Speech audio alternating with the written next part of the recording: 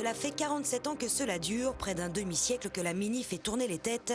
Présentée pour la première fois en 1959, cette petite voiture s'est forgée une carrière basée sur un succès populaire, mais aussi sportif.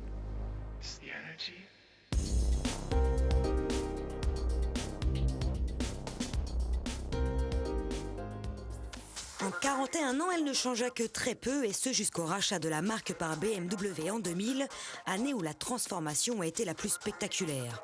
Aujourd'hui, 6 ans après, place à la deuxième génération conçue sous le fleuron allemand. Cependant, le carnet de commandes est tel que l'ancien modèle domine encore largement la chaîne de montage, et rares sont les nouvelles. Cette tendance s'inversera bien sûr très vite. La fabrication de la Mini est le fruit du travail de 3 usines basées en Angleterre, dont celle d'Oxford que nous avons eu la chance de visiter.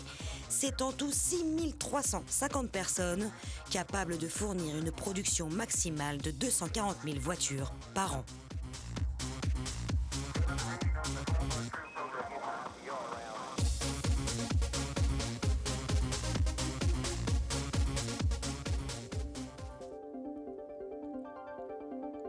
Voici donc la nouvelle Mini.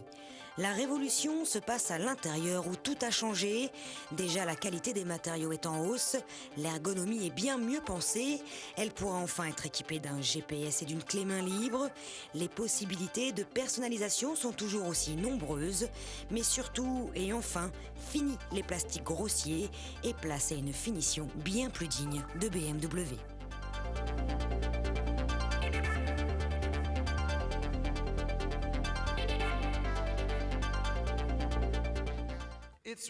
En revanche, il faut s'appeler œil de lynx pour voir les différences extérieures. On va donc vous aider. Le capot est plus bombé à la fois pour répondre à des normes de sécurité pour les piétons, mais aussi pour recevoir de nouveaux moteurs.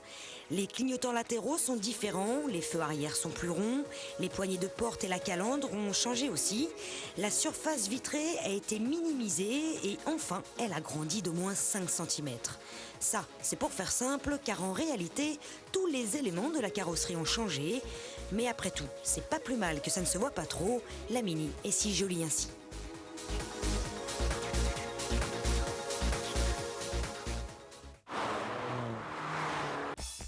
Question motorisation, la Cooper S a abandonné le compresseur au bénéfice d'un turbo et elle a gagné quelques chevaux au passage. Résultat, le petit 1600 développe 175 chevaux pour un couple de 240 Nm disponible dès 1600 tours. Ce moteur est complètement nouveau et issu de l'alliance BMW PSA. La version Cooper a gagné quant à elle 10 chevaux, puis plus tard arriveront la version One dotée d'un 1,4 litre de 95 chevaux et une nouvelle motorisation diesel. Nous avons opté de notre côté pour le châssis sport, nous aurions bien voulu aussi avoir l'autobloquant. Malheureusement, c'est une option qu'aucune voiture d'essai ne possédait. Au volant de la Mini, on parle souvent de ce fameux kart feeling. Il est vrai que la nouvelle direction est beaucoup plus directe et que les suspensions font preuve d'une sacrée fermeté. Cependant, le train avant ne nous a pas convaincus, puis l'efficacité du freinage s'est évanouie assez vite. On se fait plaisir, on s'amuse, ce petit bolide est ludique, mais pas aussi efficace qu'on le souhaiterait. L'ancienne génération aussi nous avait laissé sur notre faim, hormis la John Cooper Works. Mais sa petite bouille et le mythe qu'elle perpétue sont des atouts sans pareil. Sa carrière de star n'est pas prête de s'éteindre.